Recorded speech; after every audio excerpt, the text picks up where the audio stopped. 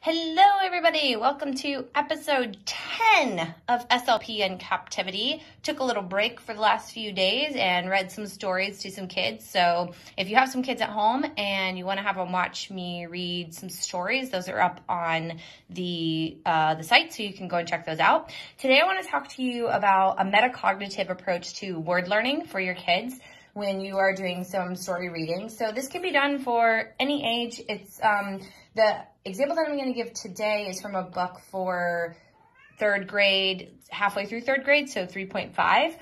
And we're going to talk about that book specifically and those books that are super awesome for kids. But this is a metacognitive approach. It requires a little work on the parents' part, but it's really worth it. It really helps your kids with word learning. So the first part that you have to keep in mind is that the child must not know the word meaning. So you have to pick words that your kid is not familiar with. And then the word must be used in what you're doing. So in the book that you're reading, and the word has to be key to what the child is reading. So it essentially, the child can't figure out what the story means without that particular word and its meaning. So what you do is you have the child write a guess on what they think the word means, and then they're going to look the word up. And then you have them reread the word out loud in the context of the story and then talk about the meaning and how it relates and why it might have been chosen by the author. So here's an example. So this is a little excerpt from the book, Who Was Dr. Seuss?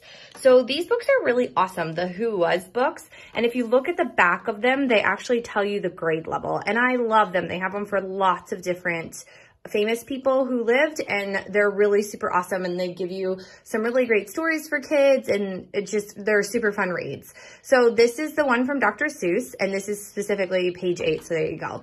So essentially what I've done here is I've written out on the page what was written down on the page, and then I highlighted 2 words that kids might not know. So these 2 words are essential to the story, and the kid might not know what they mean. So if you don't know what the word bellowed means, you wouldn't understand the context of the story. And if you don't understand the word slunk, you wouldn't understand what was going on.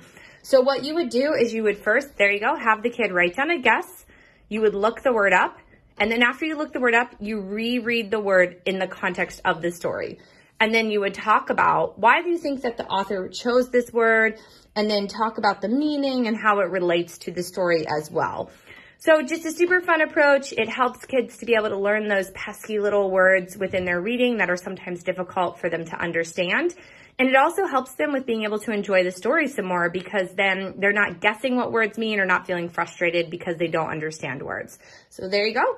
There's another little approach that you can use for word learning, the metacognitive approach. Have a good one, everybody.